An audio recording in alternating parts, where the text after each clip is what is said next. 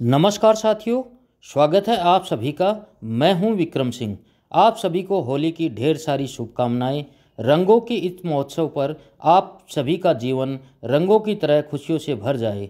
चलो बिना देरी किए हम आज के टॉपिक के अनुसार एक बार उसका रिवीजन कर लेते हैं। उसके बाद हम उन प्रश्नों का व्याख्या सहित हल करेंगे जो बार बार एग्जाम्स में पूछे जाते हैं और आगे आने वाले एग्जाम्स के लिए बहुत ही महत्वपूर्ण हैं। तो चलिए सिगमंड फ्राइड के सिद्धांत का रिवीजन करते हैं।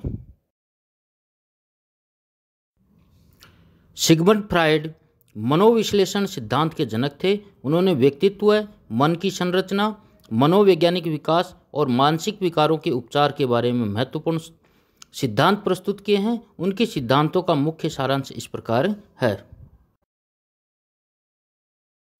फ्राइड का पहला सिद्धांत है मन की संरचना।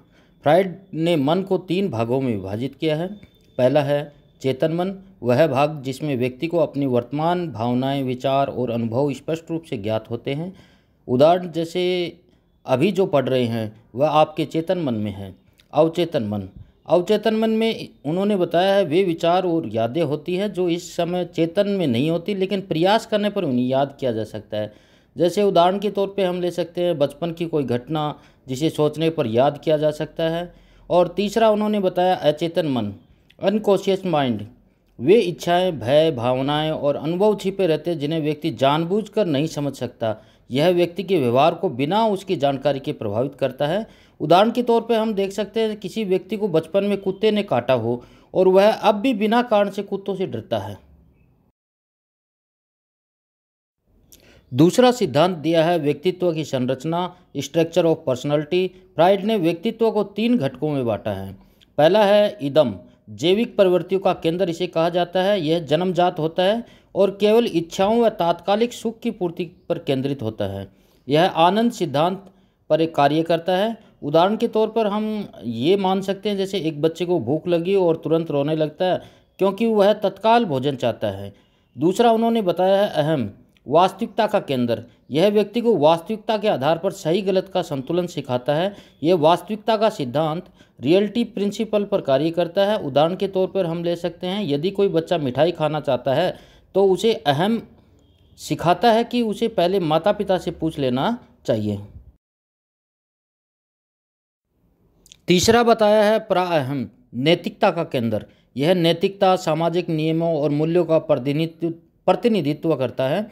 यह आदर्श सिद्धांत या मोरल प्रिंसिपल पर कार्य करता है। उदाहरण के तौर पर हम ले सकते हैं यदि कोई व्यक्ति चोरी करने की सोचता है तो प्राअहम उसे रोकता है और वह बताता है कि यह सही है या गलत।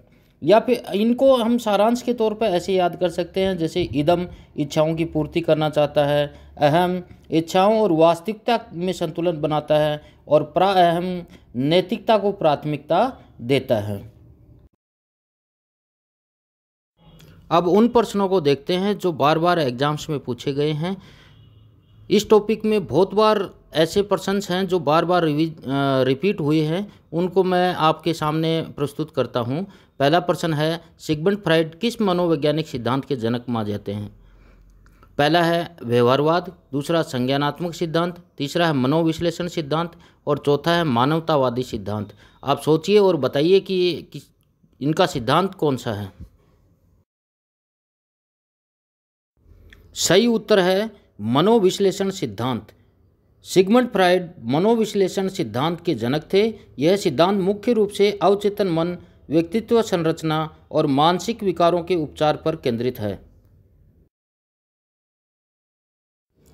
दूसरा प्रश्न है फ्राइड के अनुसार व्यक्तित्व के कितने स्तर होते हैं? पहला है 2, दूसरा है 3, चौथा है 4 और पांचवा है 5। इनमें से कौन सा ऑप्शन सही है? सोचिए और जल्दी बताइए। सही उत्तर है बी। फ्राइड ने व्यक्तित्व को 3 स्तरों में विभाजित किया है। पहला है इदम, तात्कालिक इच्छाओं और मूल प्रवृत्तियों से संचालित होता है। अहम, वास्तविकता के अनुसार संतुलन बनाता है। और प्राअहम, तीसरा जो है नैतिकता और सामाजिक मूल्यों को दर्शाता है। तीसरा प्रश्न है फ्राइड के मनोविश्लेषणात्मक सिद्धांत के अनुसार व्यक्तित्व की 3 मुख्य संरचनाएं कौन सी हैं? पहला ऑप्शन है चेतन, अवचेतन और अचेतन। दूसरा ऑप्शन है इदम, अहम और प्राअहम। तीसरा ऑप्शन है संज्ञान, भावना, व्यवहार। और चौथा है प्रेरणा, अनुभूति, व्यक्तित्व। इनमें से कौन सा ऑप्शन सही है, आप जल्दी बताइए।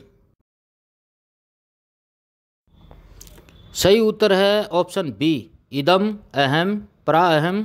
फ्राइड ने व्यक्तित्व को इदम, अहम और प्राअहम के रूप में वर्गीकृत किया है। इदम मूल प्रवृत्तियों का, अहम वास्तविकता का और प्राअहम नैतिकता का प्रतिनिधित्व करता है। अगला क्वेश्चन है, इदम का मुख्य उद्देश्य क्या होता है। पहला ऑप्शन है नैतिकता बनाए रखना।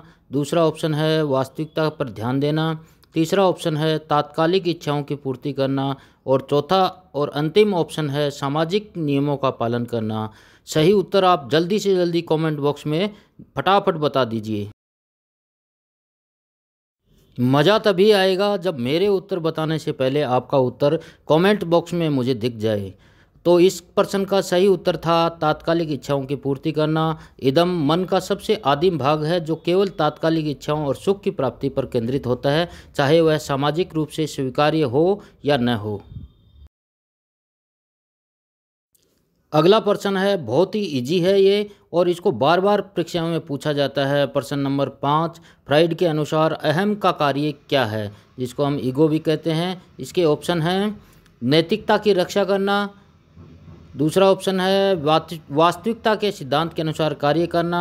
तीसरा ऑप्शन है केवल इच्छाओं की पूर्ति करना। और चौथा ऑप्शन है अवचेतन को नियंत्रित करना। जल्दी से जल्दी फटाफट कमेंट बॉक्स में अपना कमेंट कर उत्तर सही उत्तर का भेजिए। सही उत्तर है ऑप्शन बी, वास्तविकता के सिद्धांत के अनुसार कार्य करना। अहम ईगो जिसको कहते हैं व्यक्ति के व्यवहार को नियंत्रित करता है और इदम तथा प्राअहम के बीच संतुलन बनाए रखता है ताकि व्यक्ति समाज में स्वीकार्य तरीके से अपनी इच्छाओं को पूर्ति कर सके। अगला प्रश्न है, प्राअहम किसका प्रतिनिधित्व करता है। पहला ऑप्शन है नैतिक मूल्यों और सामाजिक मानदंडों का। दूसरा ऑप्शन है जैविक आवश्यकताओं का। तीसरा ऑप्शन है वास्तविकता के सिद्धांत का। और चौथा ऑप्शन है इच्छाओं को त्वरित पूर्ति का। इसका सही उत्तर है ऑप्शन ए, नैतिक मूल्यों और सामाजिक मानदंडों का। प्राअहम नैतिकता और सामाजिक द्वारा निर्धारित मूल्यों का प्रतिनिधित्व करता है और व्यक्ति को अनुशासन में रहने के लिए प्रेरित करता है। अगला क्वेश्चन है, फ्राइड ने मन को कितने स्तरों में विभाजित किया है। पहला ऑप्शन है 2, दूसरा ऑप्शन है 3, तीसरा ऑप्शन है 4 और चौथा ऑप्शन है 5। सही उत्तर जल्दी से बताइए। इसका सही उत्तर है ऑप्शन बी। फ्राइड के अनुसार मन के 3 स्तर होते हैं। चेतन जो हमें स्पष्ट रूप से ज्ञात होता है, अवचेतन जो स्मृति में रहता है लेकिन तुरंत ध्यान में नहीं आता है, और तीसरा इसका भाग है अचेतन जिसे हम सीधे नहीं समझ सकते लेकिन यह हमारे व्यवहार को प्रभावित करता है। अगला क्वेश्चन है, फ्राइड के अनुसार मन का सबसे बड़ा भाग कौन सा है। पहला ऑप्शन है चेतन मन, दूसरा है अवचेतन मन, तीसरा है अचेतन मन और चौथा है बाह्य मन। सही उत्तर जल्दी से जल्दी बताइए, कमेंट बॉक्स आपका इंतजार कर रहा है, फटाफट बताइए। इसका सही उत्तर है ऑप्शन सी, अचेतन मन। फ्राइड के अनुसार मन का अधिकांश भाग अचेतन मन होता है जहां वे इच्छाएं, भय और भावनाएं दबी रहती हैं जो व्यक्ति के व्यवहार को प्रभावित करते हैं। अगला क्वेश्चन है, फ्राइड के मनोवैज्ञानिक विकास सिद्धांत में कुल कितने चरण होते हैं। 3 होते हैं, 4 होते हैं, 5 होते हैं या 6 होते हैं। जल्दी से जल्दी इसका सही उत्तर बताइए। इसका सही उत्तर है ऑप्शन सी और 5 होते हैं। फ्राइड ने बाल्यावस्था से किशोरावस्था तक के मानसिक विकास को 5 चरणों में विभाजित किया है। पहला ओरल स्टेज, दूसरा एनल स्टेज, तीसरा फेलिक स्टेज और चौथा लेटेंसी स्टेज और लास्ट और अंतिम जो है वो जेंटल स्टेज के रूप में बताया है। अगला क्वेश्चन है, फ्राइड के अनुसार मनोवैज्ञानिक विकास का पहला चरण कौन सा है। पहला ऑप्शन है लैंगिक चरण, दूसरा ऑप्शन है गुदा चरण, तीसरा है मौखिक चरण और लास्ट है यौनारूपता चरण। इसका सही उत्तर है मौखिक चरण। मनोवैज्ञानिक विकास का पहला चरण मौखिक चरण है, 0 से 1 वर्ष तक होती है, जिसमें शिशु संतोष प्राप्त करने के लिए चूसने और खाने जैसी गतिविधियों पर निर्भर रहता है। अगला प्रश्न है, फ्राइड का कौन सा सिद्धांत स्वप्नों की व्याख्या करता है? पहला है अवचेतन सिद्धांत, दूसरा स्वप्न विश्लेषण, तीसरा इच्छा पूर्ति सिद्धांत और चौथा है संज्ञानात्मक सिद्धांत। इसका सही उत्तर है स्वप्न विश्लेषण। फ्राइड के अनुसार स्वप्न अचेतन इच्छाओं और भावनाओं का प्रतिबिंब होते हैं, जिन्हें व्यक्ति अपनी जागृत अवस्था में दबा देता है। अगला प्रश्न है, फ्राइड के अनुसार प्रतिस्थापन डिस्प्लेसमेंट क्या है?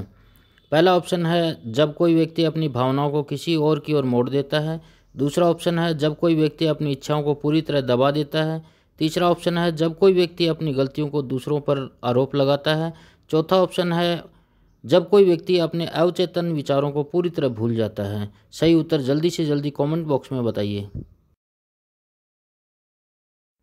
सही उत्तर है स्वप्न विश्लेषण। फ्राइड के अनुसार स्वप्न अचेतन इच्छाओं और भावनाओं का प्रतिबिंब होते हैं, जिन्हें व्यक्ति अपनी जागृत अवस्था में दबा देता है। अगला क्वेश्चन है, मनोविश्लेषण का मुख्य उद्देश्य क्या है? पहला ऑप्शन है केवल व्यवहार को समझना, दूसरा ऑप्शन है अवचेतन मन की छिपी इच्छाओं को उजागर करना, तीसरा ऑप्शन है सामाजिक नियमों को लागू करना, चौथा ऑप्शन है केवल संज्ञानात्मक विकास को बढ़ावा देना। सही उत्तर है अवचेतन मन की छिपी इच्छाओं को उजागर करना। इसका मनोविश्लेषण चिकित्सा का उद्देश्य व्यक्ति के अचेतन मन में छिपी हुई इच्छाओं और संघर्षों को उजागर कर मानसिक समस्याओं का समाधान करना होता है। अगला क्वेश्चन है, फ्राइड के अनुसार कौन सा रक्षात्मक तंत्र व्यक्ति को अवांछित विचारों से बचाता है? पहला ऑप्शन है प्रतिस्थापन, दूसरा ऑप्शन है दमन, तीसरा है प्रक्षेपण और चौथा ऑप्शन है प्रतिगमन। इसका सही उत्तर है दमन। दमन वह प्रक्रिया है जिसमें व्यक्ति अपने अवांछनीय विचारों, इच्छाओं और भावनाओं को अचेतन मन में दबा देता है ताकि वे उसे परेशान न करें। अगला और आखिरी प्रश्न है, सिगमंड फ्राइड ने अपने विचारों को किस पुस्तक में प्रस्तुत किया था? जल्दी से जल्दी कमेंट बॉक्स में अपना उत्तर भेजिए। इसका सही उत्तर है the interpretation of dreams. The interpretation of dreams 1899 में फ्राइड ने अपने स्वप्न विश्लेषण सिद्धांत को प्रस्तुत किया था, जिसमें उन्होंने बताया कि स्वप्न व्यक्ति के अचेतन इच्छाओं और दबी हुई भावनाओं को प्रकट करते हैं। धन्यवाद साथियों, अगले भाग को देखने के लिए सब्सक्राइब जरूर करें। हम इसी प्रकार सभी मनोवैज्ञानिकों के सिद्धांतों को आपके लिए तैयार करके ला रहे हैं। अब आप इन सिद्धांतों को बिना पढ़े सिर्फ सुनकर भी याद कर सकते हैं। अगर वीडियो पसंद आया हो तो लाइक, शेयर एंड सब्सक्राइब जरूर करें तथा कमेंट बॉक्स में अपना सुझाव जरूर दें ताकि और बेहतर कंटेंट आपके लिए तैयार कर सकें।